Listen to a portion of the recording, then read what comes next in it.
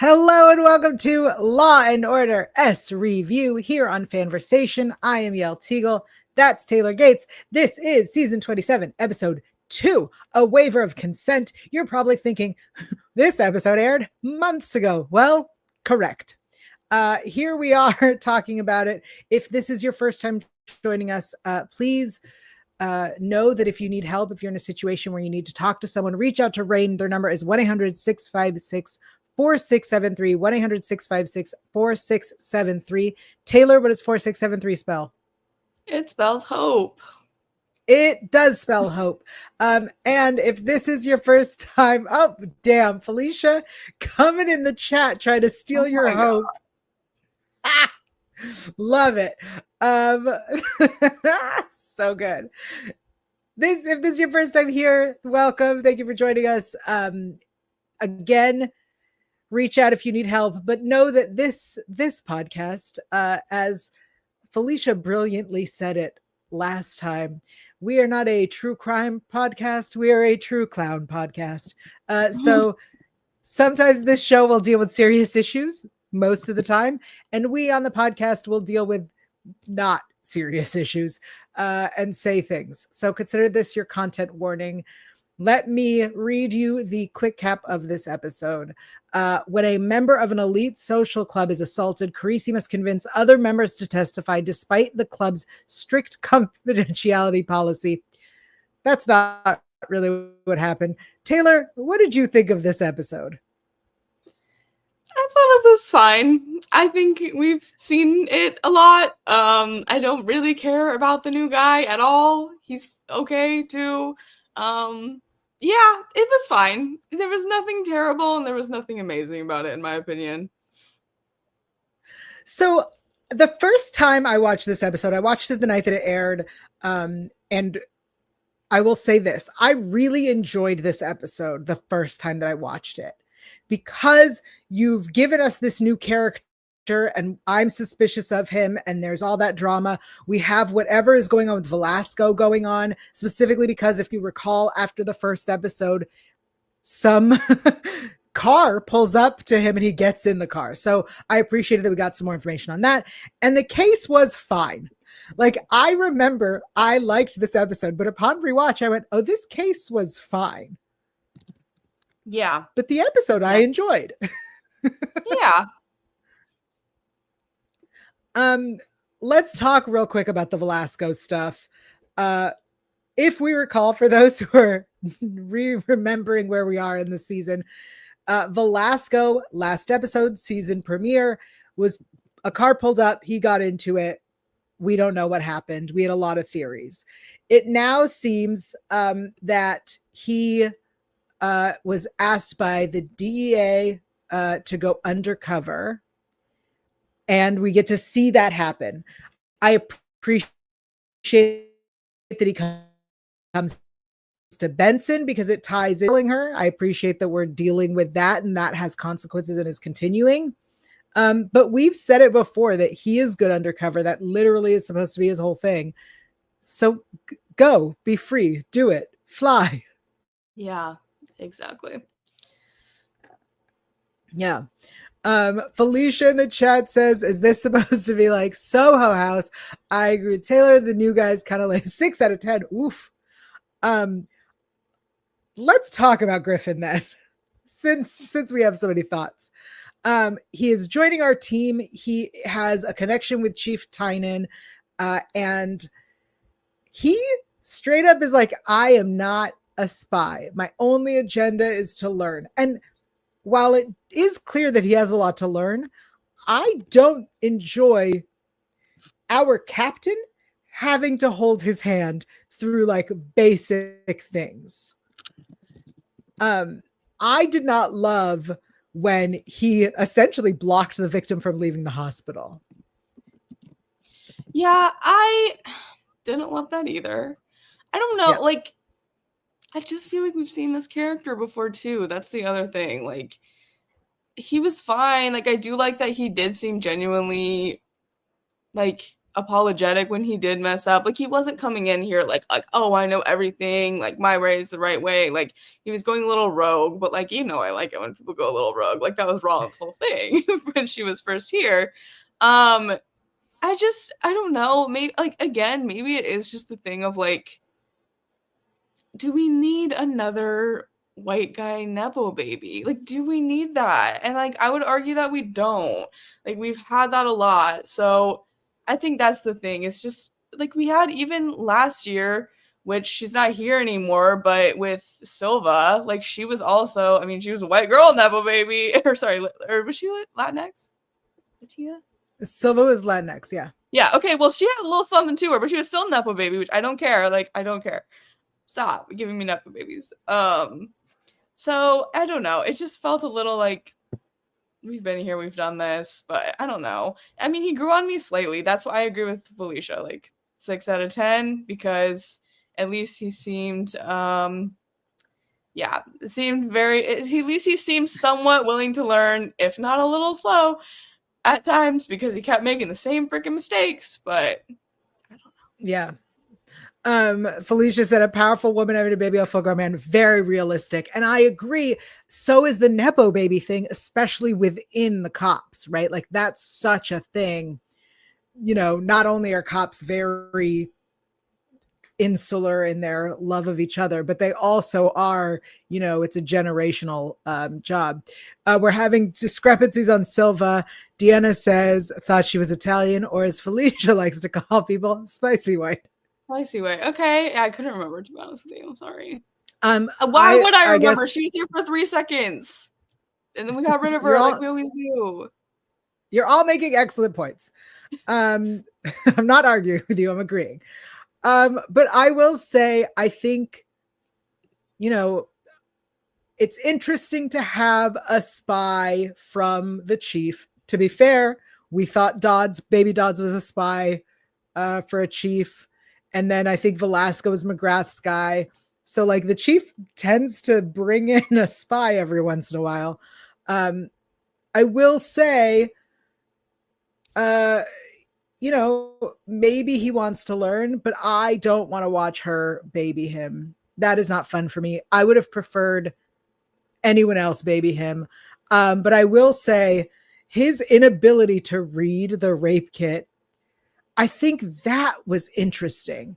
Like, you struggle with the fact that we're dealing with victims here. You're struggling with all of these things. And on top of that, you can't even read the rape kit.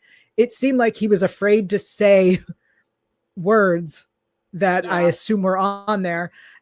And that, at least I want to be like, yeah, maybe we should have a conversation with him that he's not capable of doing this job. And I think that would have been much more interesting than him going rogue, because like, as much as we love when Rollins does it, we've seen that happen. And Benson used to do it. Like, we've seen that. Yeah, agreed. We've been there, we've done it. Bring me something new, please.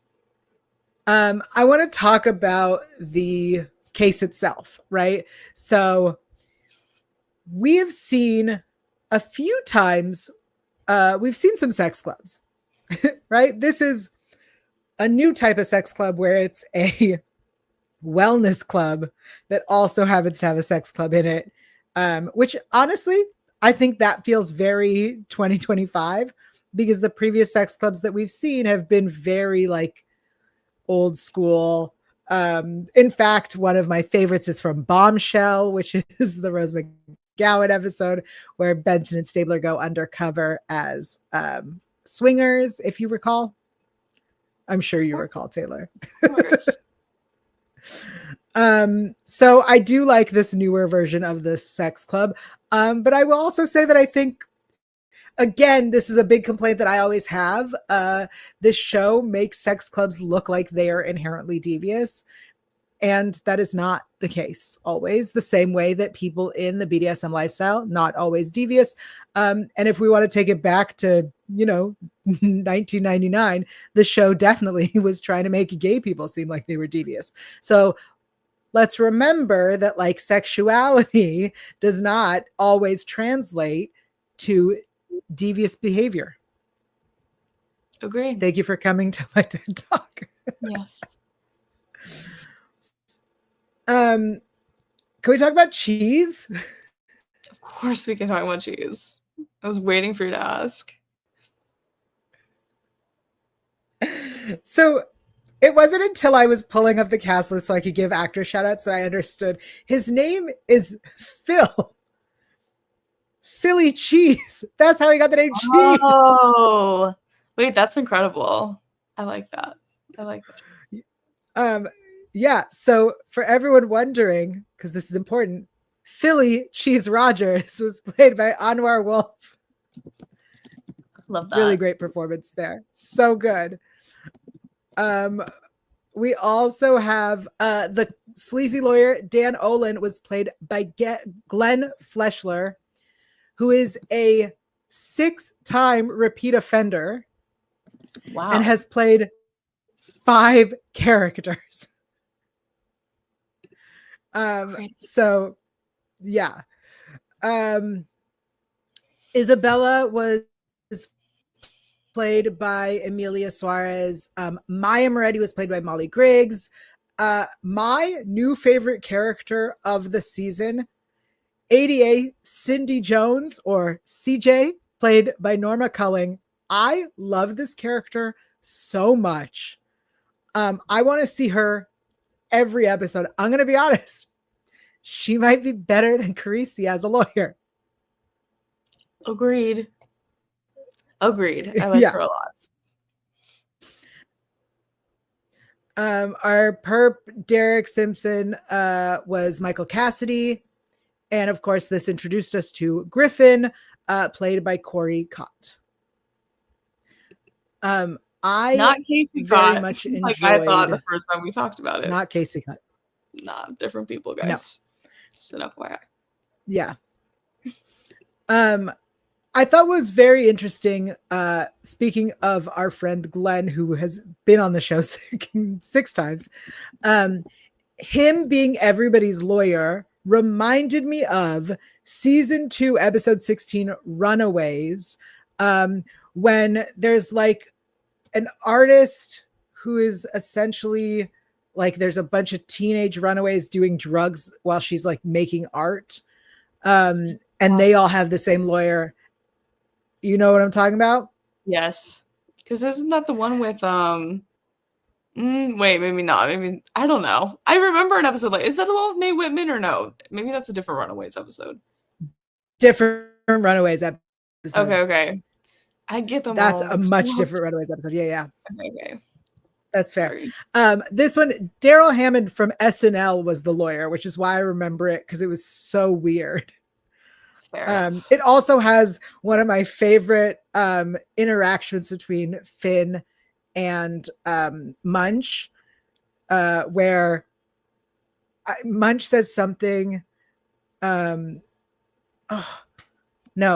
says something. One of them says something, and Munch says, never mind, it doesn't matter. Whatever, go look it up. Sorry, guys. I was like, what is this quote that I love? I can't remember it. It's fine. I know. I'm sorry. Everybody. I want to talk about what? You're supposed to be our encyclopedia, but actually that's not true. People in the chat are supposed to be our encyclopedia. I know that I'm quite encyclopedic for this show, but I'm very tired. That's so fair. I've taken so much migraine medicine. I don't think my brain's all here, so I'm very sorry, guys, in advance. We're all falling apart. Deanna says, is that case Carisi's first trial case? This one?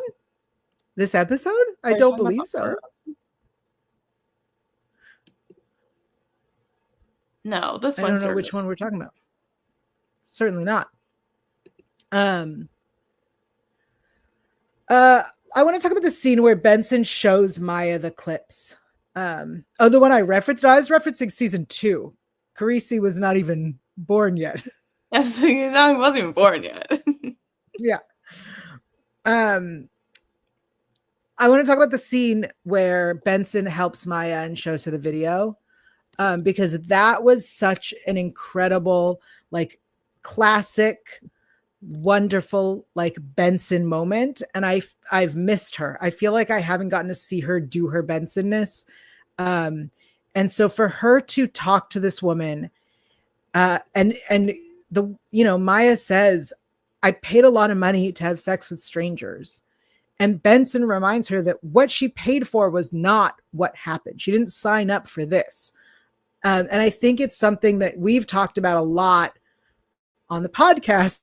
One of my big complaints, when people claim on, you know, when the defense attorneys on a trial always claim that perhaps she wanted it like this, that consent can always be revoked, which literally is the concept of this episode, is that whether you signed this bullshit agreement or not, you 100% at any point can change your mind. You can, before having sex, change your mind. While having sex, change your mind. You can have body parts within body parts and change your mind and stop it and say no. You are allowed to do that. That is your full body rights.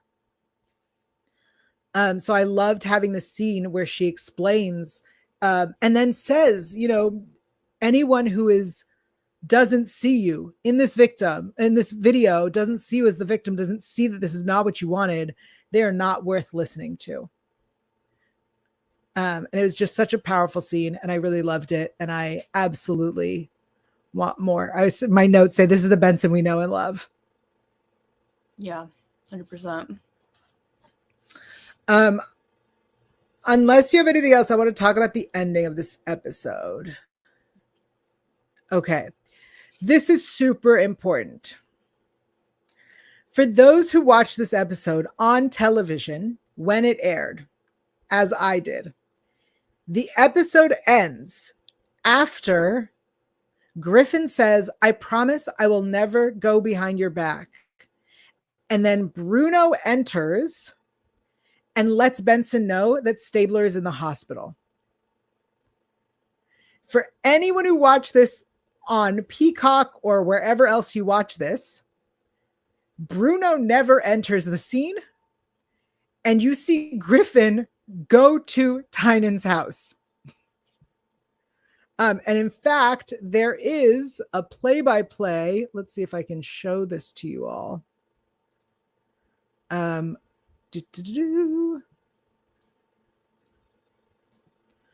going to show it to you with no sound. Let's see if I can do it.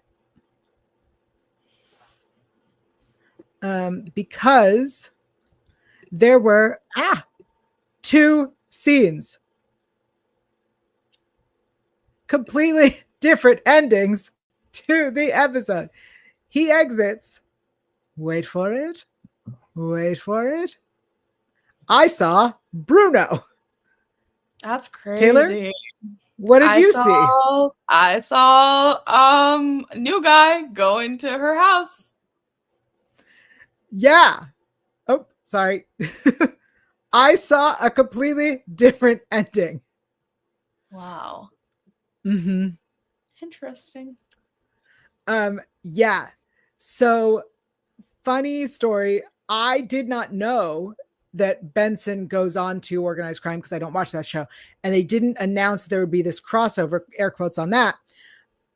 I happened to catch one of the commercials because I fast forward because I DVR, is her on organized crime. And I was like, wait a second. So I immediately set my recording to record organized crime.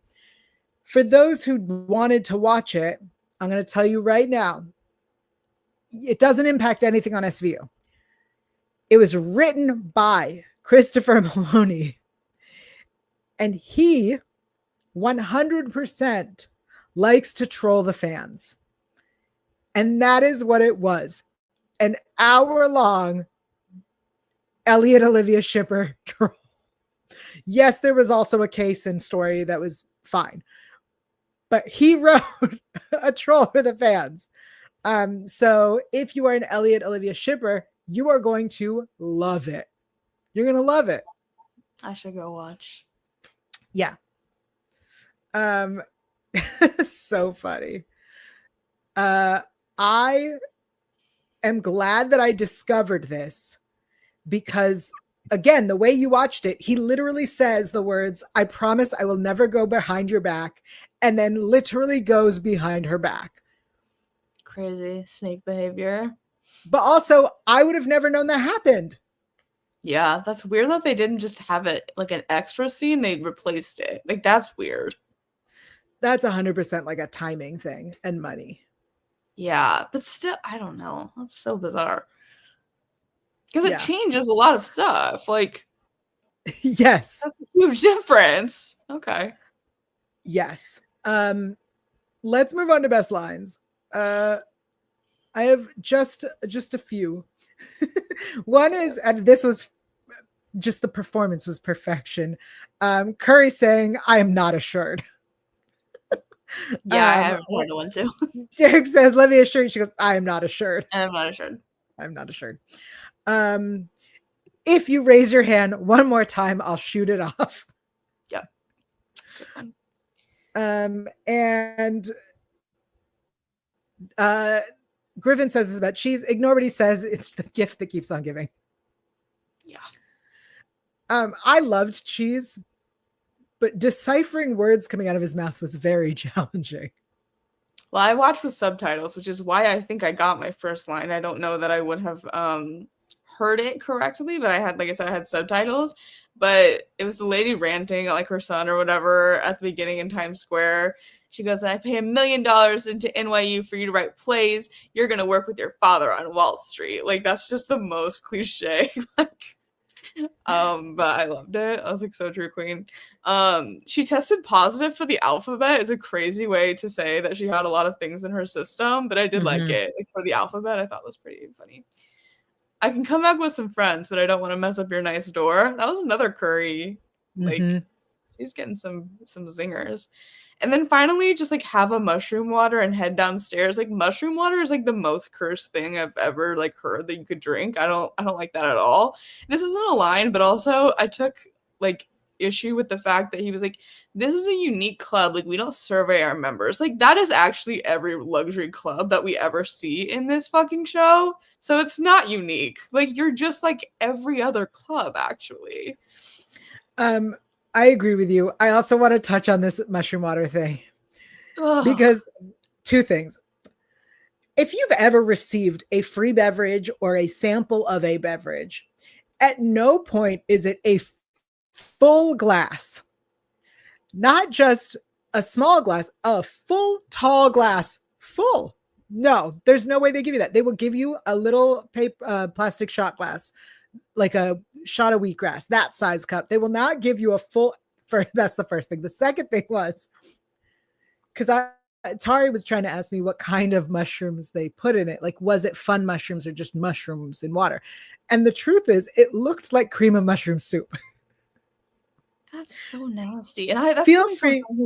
I like mushrooms, but I don't want to drink it. I love mushrooms and I will not drink a mushroom water, but go back and look. They very much look like prop department decided to pour cream of mushroom soup into a glass. Absolutely not. Ew. On that note, it's time for shower thoughts. For our friends who are listening in the shower, we are so happy to have you. I hope the water pressure is perfection. I hope the temperature is great. It's what you want, whether you want a cold shower or hot shower, a warm shower, whatever you want, I hope you have. And I hope that you're enjoying us talk about this episode, as silly as some parts may be. I have a would you rather prepared that I'm very excited about, and it ties so seamlessly with our last discussion. Incredible. Taylor, and those watching live in our chat, prepare to answer. Would you rather the only water you can drink is infused with random stuff such as volcanic and mushroom, or all fluids become carbonated when they touch your mouth? For example, milk or soup or tea. Oh, I guess I would do the infused, because if it's infused with like cucumber or like strawberry. Like my mom pretty Random much stuff. Well, what's random? I can't choose any of it. Just whatever Mushroom. they give No. me. Yeah. I guess still that, because the carbonation, you never feel hydrated when it's carbonated. So I guess I would do the weird stuff and just pray that it's not horrendous. Deanna disagrees. Deanna in the chat says the second one, which is all fluids become carbonated when they touch your mouth. Because like I mean I like LaCroix. That's like a controversially a brave thing to say, I guess. But Correct. I don't feel my thirst isn't quenched when I drink a LaCroix, because I just love plain water. I'd be super sad to give it up. Interesting. Yeah. I'm not a big water drinker in general, so I would totally go with the first one because it's like not an issue. That would be an issue for me. But also, like, I don't enjoy anything in my water. Like, I'm not an infused water person. Honestly, I don't either. I don't really either. This is plain. Like, I don't want you to put cucumber in it. It's not the worst. You can't even see it. It's like, there we go. There it is. It's not the worst, but I just want a plain ass water. Like, always. Even when they put lemon in it at restaurants, I'm like, take that shit out. I don't need that or want that in there. I don't want coffee carbonated either. Ew. Also, the second one, imagine you're in the shower and water gets in your mouth and now it's carbonated. That actually may be fun. That spices it up a bit. Silly. All right. Well, that's our Would You Rather. If you're listening to us on any platform, let us know your thoughts on the Would You Rather. You can also do it in the iTunes reviews. That's it. That's the word I'm looking for. It is time for What Did We Learn? Taylor, what did you learn? I learned another vocab word. Oh. I don't know if I can even say it, but I wrote it down when the guy said it. Intransigent? I said I've never heard that. It means unwilling or refusing to change one's views or to agree about something. Intransigent. Is it intransigent with a J? Intransigent, yeah, maybe you're right. Like I said, I just wrote it down and I kind of forgot how I pronounced it. But I had never heard that. And so I said, okay, I love learning new words. Amazing. Nice. I learned one, I learned that I really like this episode, but not necessarily the case, because the case was like meh. But I learned, because I went and looked it up, that sex clubs are still very much a thing. And there are a few in Los Angeles, and not just like BDSM or fetish clubs, but like swingers sex clubs. Swingers, air quotes on that because that term is so outdated, but poly clubs absolutely exist. And when I was looking into it, I was thinking about the like logistics of the legalities, because like, you know, some sex work is legal, some isn't. But I guess technically you're paying for a membership to a club or entry to a club, and not the actual acts that occur there. So it's not under prostitution. Yeah, that was what I learned. Love that. Very educational. Yeah, I mean, look, sometimes we're a true clown podcast, and sometimes we'll teach you something. Yes. I think that's all we really have for this episode. I know that we are still one episode behind. We will be resuming fresh episodes when they come back, but we're doing the episode we're missing, I believe, on Tuesday. That stream, for those who want to watch us live, is currently up on the FANVERSATION YouTube. So, you know, you can be notified when we do it. Make sure you have subscribed wherever you are listening or watching us. We do this because we love talking about this show. And I want to keep doing this. So please keep watching. Taylor, until next time, where are you at and what are you up to these days? You can find me on Twitter at alphaba_and you can find me on Instagram at Taylor_Gates_. I don't know, man. I'm doing what I'm doing. You'll see when I tweet about it or post it on Instagram. You know what? That is fair. Felicia couldn't join us live, but was in our chat, so you can find her at It's Felicia Michelle. She just kicked some butt hosting the basketball. Very cool. Do you know the team? Noblesville ? Indiana, right? I know it's in Indiana. I want to say it's like Noblesville. Go Sports! I knew it was basketball. Basketball. Yep, that one. I am Yael Tygiel, YAELTYGIEL on Instagram. That's really all you got to know. We will see you in a few days to talk more SVU. Bye, everybody.